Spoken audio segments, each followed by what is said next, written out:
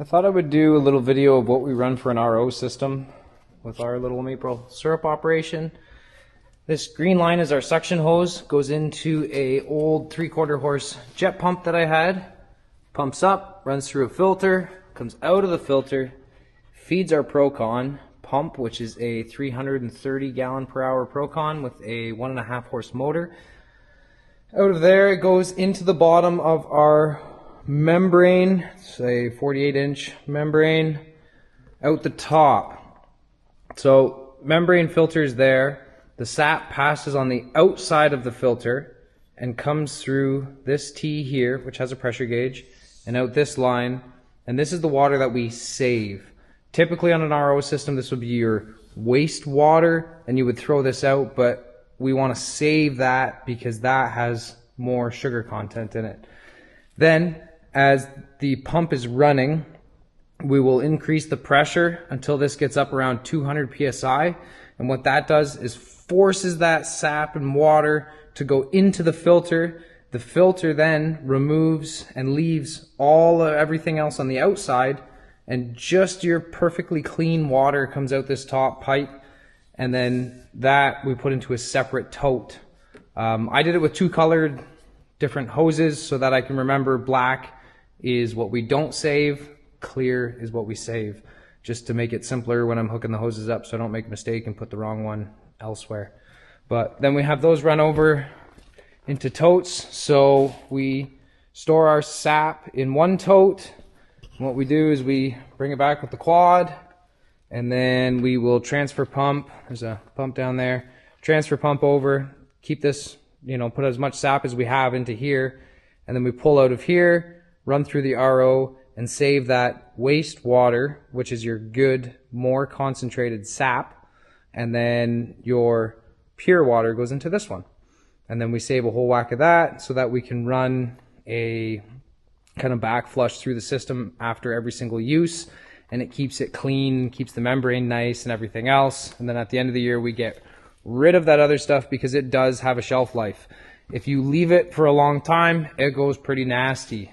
I don't know if you probably get 2-3 months out of it or something, but yeah. So connect your suction line, open the valve up, and then I'm going to change this filter, and then we'll fire the pumps up. So now that we have a brand new filter in there, you can see on our other one, it's slightly discolored, kind of does pull out some gunk. Mostly just want it there to make sure that no debris is going to run through your Procon, because you don't want to wreck that. But once that is done, make sure everything's plugged in, and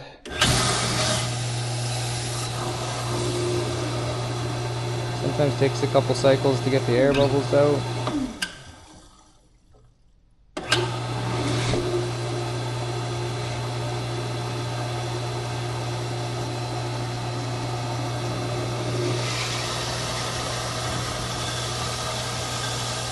There we go. So we know it's working. We have pressure on this gauge. We have pressure on this gauge after the filter. You can see a little bit of fine bubbles moving in there. It tells us that water is moving. Another way to check is to look on here. We got water going through the system, or sap, whatever, but it's flowing. So then turn the Procon on.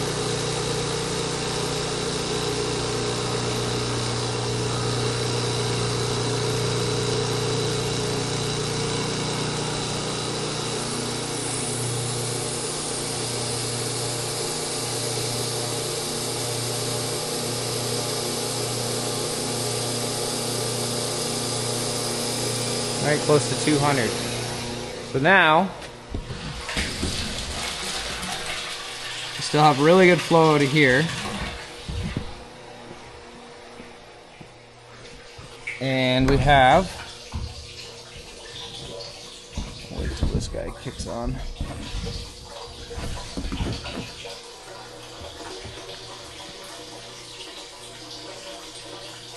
So that is pure water coming out of the RO. So that is essentially all water we don't have to evaporate.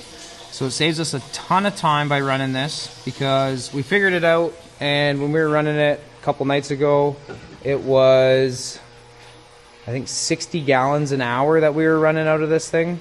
So 60 gallons an hour is much faster than what we can boil, kind of like 6 times. We can kind of boil at 10 to 12 gallons per hour. So if we can run this, it saves us like 5-6 hours. So for every hour we run the RO, saves us 5 or 6 hours out in the woods, and that much less firewood and everything else. So big time saving. But you can see here we're at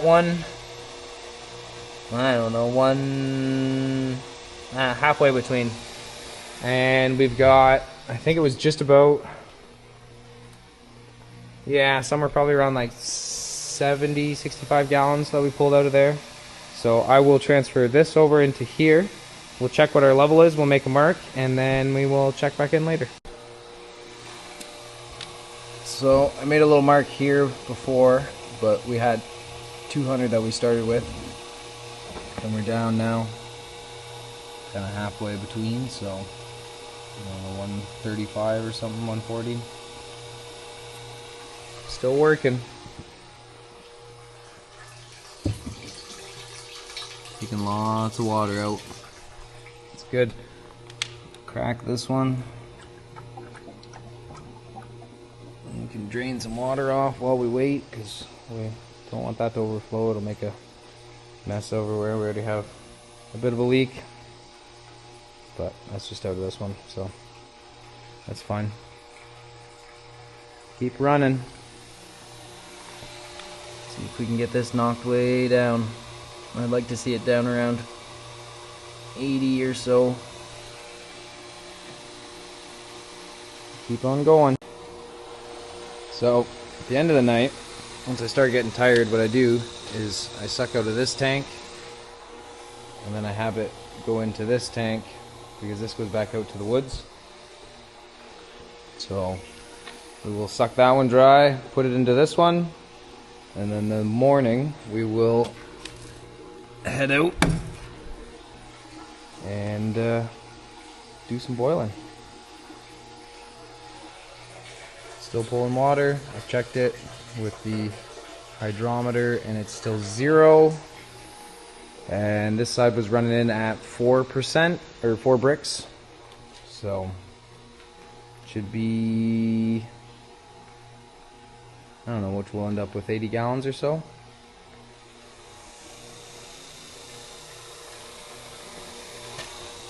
Two more in there to go.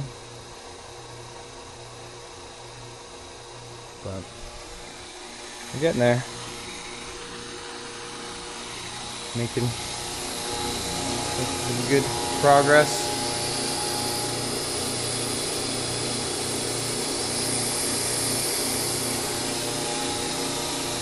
This thing runs really nice. And then once we're done, I'll run it for, I don't know, 20 minutes or something, pulling from this tank,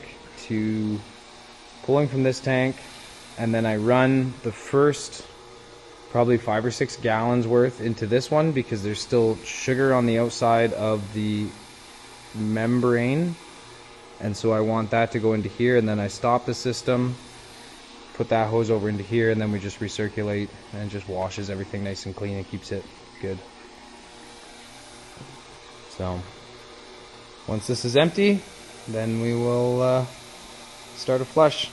So we've started sucking out of this tank, which was our permeate, so our clear water, and we are still putting it into this tank, but I'll show you what I do.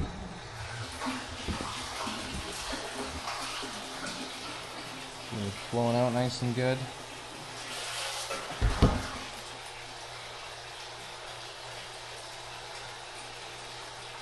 It's still 0.5.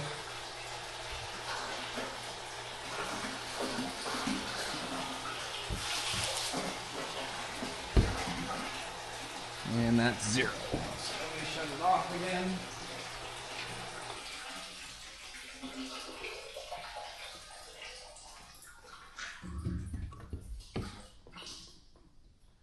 We'll take this hose out.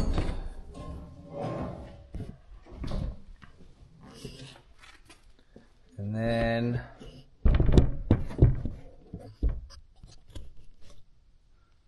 I like to do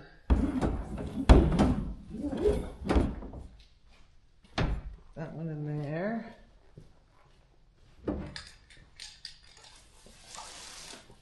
Put my drain line on the bottom.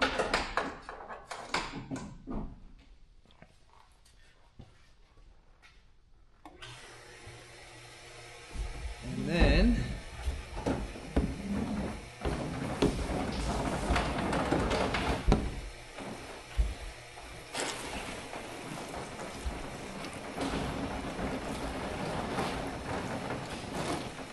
just give everybody a rinse.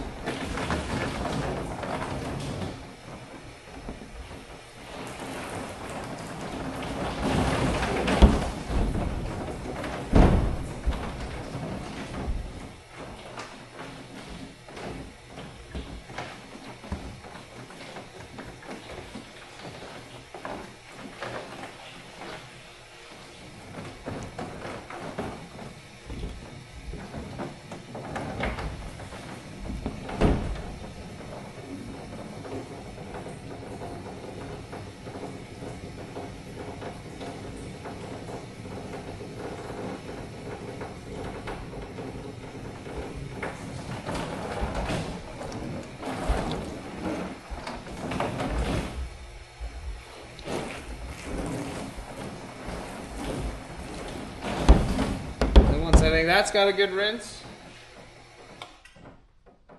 Shut my pump off again.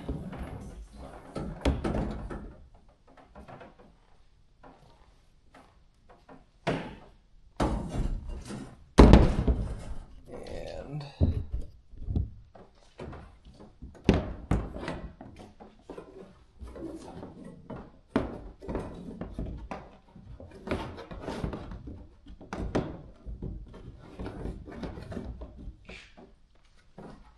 turn it back on, and we just recirculate. So now what we're doing is we're pulling from our permeate, which is the clear water. We run it back up through the pump. We leave the Pro-Con off. So it's just the jet pump running now. So it's just recirculating, and it's washing the outside of this membrane nice and clean, getting rid of all the sap and all the any stuff that's going to make it go funky if it sits. And then we just recirc back into here and leave that going for, I don't know, 20 minutes or half an hour. And then once that's done, I will shut it all down, drain some of the hoses off, the little floor drain in the floor, drain some of that stuff off, and then switch my drain back over to this one because that valve leaks a little bit, and then that way it just goes out to the shop and doesn't make a giant mess. Shut the pump down, get some sleep, and then load up in the morning and go start a fire and see if we can make some syrup.